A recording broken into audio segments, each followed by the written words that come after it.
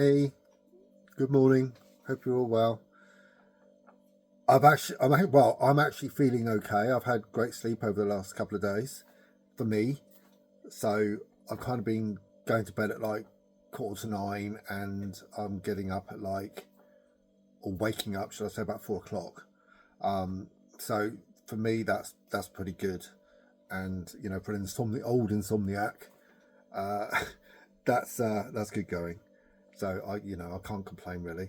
And And the good thing is, I'm not falling asleep when I get home. So, yeah, I can't really complain. Somebody said to me the other day, "You get up at 4 o'clock," and I'm like, "Well, I think I, I used to think to myself. I mean, my grandmother was a prime example, and she was always up early. And the older she got, the earlier she got up. And I'm thinking, well, is it because I'm getting old? I'm literally just turning into my grandmother, and constantly getting up at stupid o'clock in the morning. But I don't know. I actually like that time. It's quiet. It's cooler because obviously in Australia it's bloody hot, and it has been quite hot over the last few days. Um, it's lovely this morning actually, quite cool. And but yeah, so I often think, this is just the rest of my life now. I've just got old. But I keep waking Daryl up, and he's just like, oh God. I'm not really waking him up. I mean, he's naturally getting up earlier as well. So it's an inbuilt getting old thing, I reckon. But there you go. I don't know. Okay, this week, just want a little bit of waffle about the things I miss about Europe. And this isn't about Britain per se. This is about Europe and living in or on that continent. I've been in Australia a little over 3 years now, and it's been going well. I've kind of noted, look, as again, going back to age, as I've got older, I've got more and more, I don't want to use this word, frail, not frail, but I'm noticing more aches and pains. Probably a bit frailer. I don't know. I look a bit frailer. Um, I still watch my weight, so I'm still walking a lot and all these type of things. So it kind of. I, I think I might have a little bit of muscle wastage where I'm not actually doing a lot of strengthening, which I probably should. But anyway, it's the difference in Europe. I was able to walk a lot more. And I think it's possibly, especially in Spain. I mean, we used to have quite a few places to walk. There was the Eclot de Gavani, and when we lived in Puerto Marino, we used to have a house which overlooked I don't know what you call it really. It was like natural land, natural park, and it was beautiful. And you could walk there, and it was lovely. But I found myself getting out and about a lot more there. Gran Alicante itself, you would be walking up and down hills quite a lot. It's really, really hilly. I've mentioned before that our house stood on a ravine. So it was actually really lovely walking around. You could walk around the ravine itself. I used to think to myself, how many bodies are at the bottom of that ravine? How many drunken nights at Massa Square or, Sierra Mar have people fallen down that ravine? Because, I'm sure it happens or happened. Who knows? But the views were stunning. Alicante was stunning. You could see Alicante from our home. You could you could kind of walk from our house, and you could walk all the way down to Sierra Mar, and then you could walk all the way down to Los Arenalas, really. And it was lovely. It was a beautiful walk, and you had beautiful views. And when the sky was clear, it was gorgeous. I saw a picture actually that a friend from Spain put on the other day, and the view, I forgot how amazing and stunning the views are in Spain, but they are bloody amazing. So I miss those views with a passion. Midland in Australia is very urban, suburban. You go one way, you're heading into more suburbia, you're heading into the city. You go the other way, you're heading into the hills, which is lovely, don't get me wrong. but it's still not Spain. I yearn for my life in Gran Alicante sometimes, as much as it got me down when I was living there. I really do miss it. So Spain itself, the weather was a little bit more.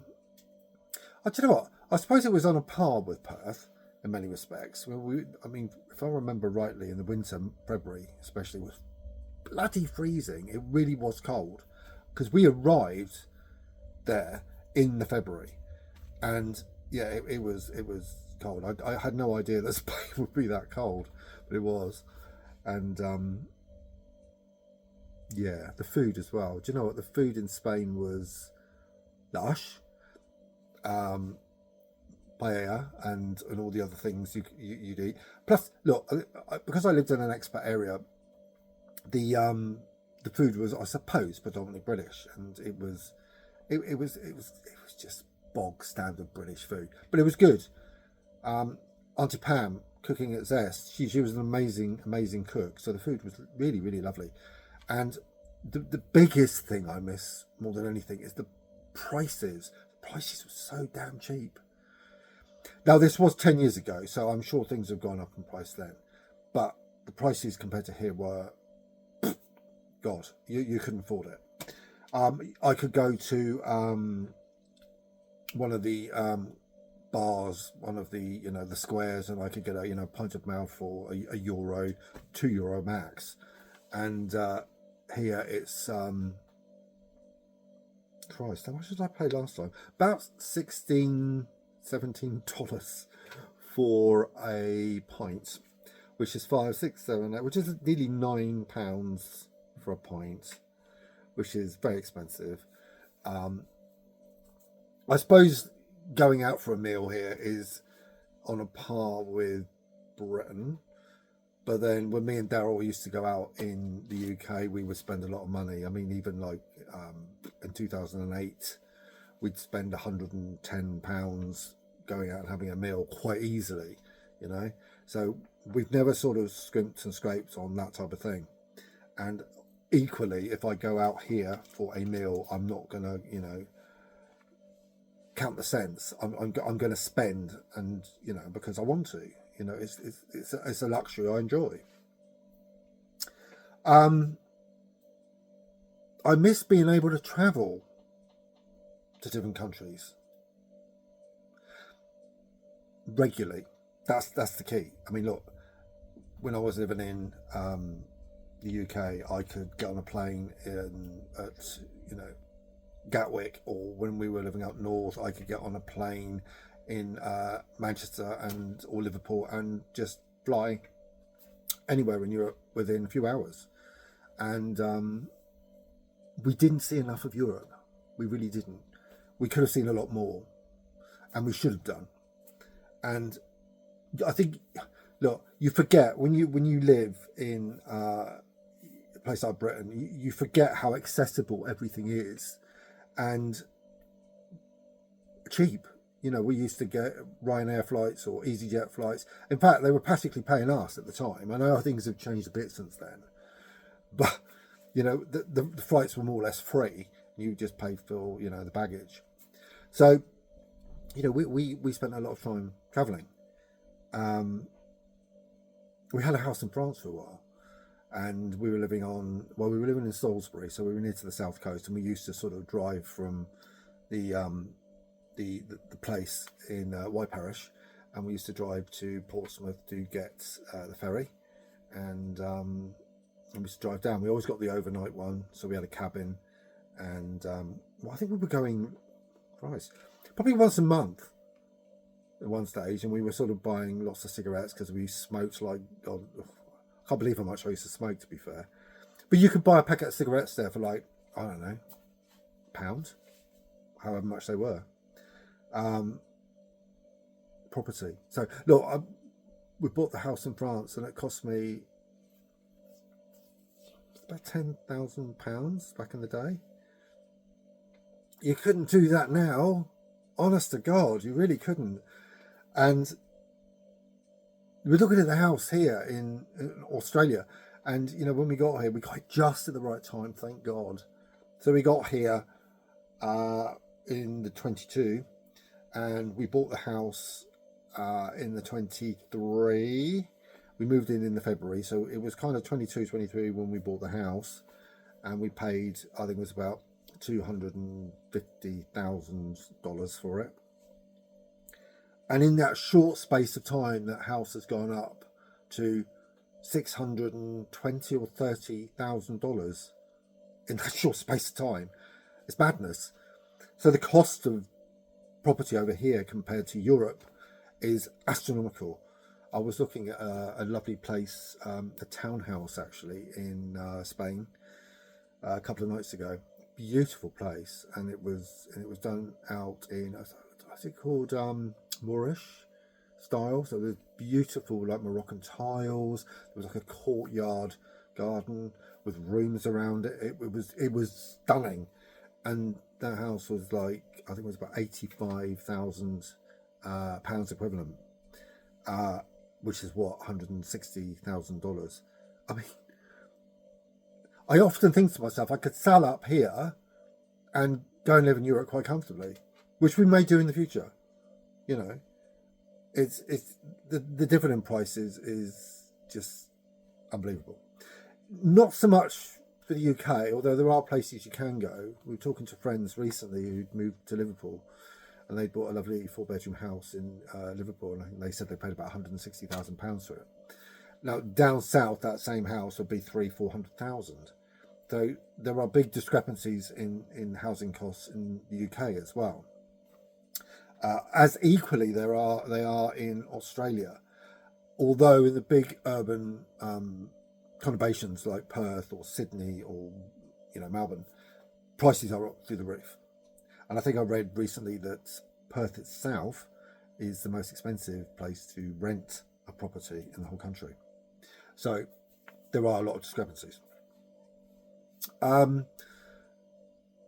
What else? Difference in food. There was more choice. I mean, when I lived in the UK, I could go out for a meal, and I could have an Indian meal. I could, Italian, Moroccan, beautiful Moroccan restaurant we used to go to in Bedford Place in Southampton. Actually, I'm probably not there now, but the food was absolutely out of this world. Loved it. Proper Moroccan setting, and it was really, really good. And you could almost take a pick. And I know Britain really gets a rough ride where where eating out's concerned, but there was so much to choose from. There really is. Certainly in this part of Australia, there's very little to choose from. They have a few. We've been to a few good restaurants, but the majority are, your bog standard. It's kind of like British food, I suppose. They love their chicken palmy over here, which, after the first couple of times, you just want something else, and you probably need something else as well. And it's not the best food in the world. They do seafood well here, if you like it. Like in the UK, you're used to like cod and chips, whereas here it's barramundi and chips, which is... Barramundi is a lovely fish, actually. It's really nice, really meaty, nice fish. But I kind of miss cod and chips and stuff. Sorry. Most importantly, I miss the people. Oh my Lord, do I miss British people. Now, we do keep in contact with our friends from the UK a lot more now, actually. And we do have some fantastic conversations. I had a great conversation with a lovely girl I worked with in Tesco, and Kira, and we had a fantastic conversation. And we had a laugh. And I miss that camaraderie between mates and friends that I don't really have here. And I get that obviously through FaceTime or whatever, but I don't get it here. And that's difficult. And I don't know if that is because Australians are more standoffish, or it's cultural. It really is cultural. It's funny because there was a huge British community here, and I do serve them on a regular basis, and we have some great conversations. And I have good conversations with everyone except Australians, which is really, really odd. And Australians are just that much more, you know, I'm not going to use a derogatory word because I love Australia and love Australians, but they are more standoffish and they are more, they keep their cards close to their chest and they're not as open. And British people are really, really open, and we value others a lot more, I think. And yeah, Australians don't, or certainly Australians from here. So that's quite difficult. Family, gosh, I don't have much family left in the UK now, so it would be wrong of me to say I miss my large extended family, because look, I miss my father, obviously, but we do have some great conversations, 1 or 2 hour phone calls, and which is always revolves around politics, and but as far as the extended family go, I don't have a huge one anymore. My little cousin Phoebe is living in Australia as well, and I do keep in contact with extended family if I can, and so there's Uncle Paul and who I haven't spoken to in a long time, who I must phone actually. I'll keep meaning to do it and keep forgetting, and and also I'm sort of in contact with my little cousin Lloyd, who he came off social media, and I don't blame him because social media is a cesspit at times, but he's he bought the book actually and he was reading it, and so it was nice to sort of interact with him somewhat, and I do, that side of it I do miss for sure.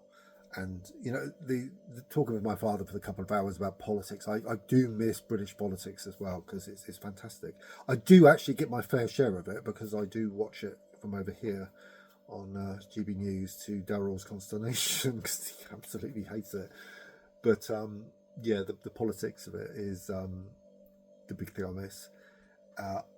There are also things I don't miss, things like the weather and the drabness and the tiny houses. We're lucky in Australia, really. We do live in it's a villa. It's a small villa in comparison to some of the places you get here, but it's 3 bedrooms, family room, formal lounge, and so we've got a lot of space, really, and there's just 2 of us, and sometimes I do feel like I'm rattling around, especially if I'm in the house on my own and Daryl's at work. I do feel like I'm rattling around in that house, but it's it affords us the space we need, and I filled it to the rafters, and it didn't take long, and I've got to. Oh God, why do I do it? Why? I spend so much money on stuff that I really don't need. It's just inanimate objects that are really not important in my life. And wherever I've been in the world, not so much in Spain, because we had a really, really tiny townhouse, so you couldn't really fill it any more than it was already filled. But here, I've just managed to fill everything. I still got stuff at my father's that needs to be transported over. Whether or not it will, I just do not know. But it needs to be at some stage, I'm sure.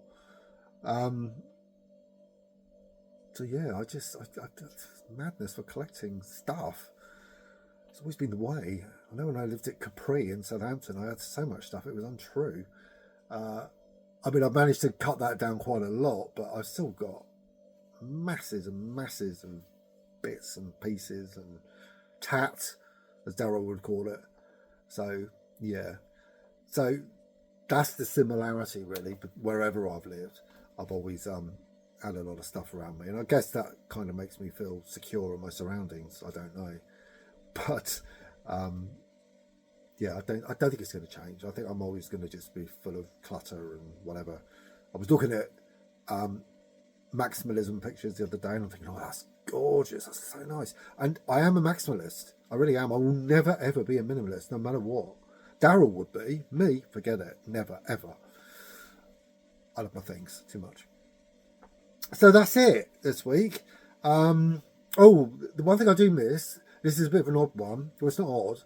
I miss having a letterbox on my door that the letters get put through. Here you have a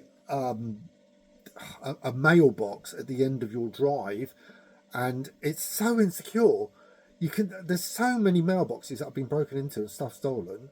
So now I have a parcel collect address where I get parcels delivered to, because otherwise it would get stolen. It's literally just a really insecure mailbox, and I don't get it. I know distances are bigger in Australia, but come on, something needs to be done. It's so bad. It was the same in Spain. Spain, they used to have the same thing where you'd get, rather than a mailbox at the end of your drive, you used to have lots of mailboxes in these big cabinets at the end of your road. And they were always broken into as well. And I'm just thinking, God, that's the one thing Britain does right. We get mail delivered to our house, but then we have tiny little houses. So it's a bit easier, to be fair, you know. So yeah, that I miss all the time. And the one thing that confuses me more than anything, I've lived in Europe, I've lived in the UK, and I live in Australia, and the money. So getting used to the money all the time. And, you know, when I'm serving customers in each of those places, I get confused. Sometimes I'll say euro instead of dollar, or pound instead of euro, and all these type of things. So, you know, and my poor brain, I'm thinking, what country am I in today? Yeah. And obviously I miss Tesco, working for Tesco, and cancer research, working for them was a joy and a dream, and the people were amazing as much as they were at Tesco, and I miss that every single bloody day. It was a great, no, that was the loveliest part of my life living in Portsmouth, was the people I worked with. They were out of this world. Despite there being a massive pandemic raging across the world, it was full of memories, great times. So anyway, before I get emotional, I'm off. Have a wonderful day. And I'm just looking, I've been talking for 22 minutes. I was in waffle. God. Anyway, have a good one. Ciao for now.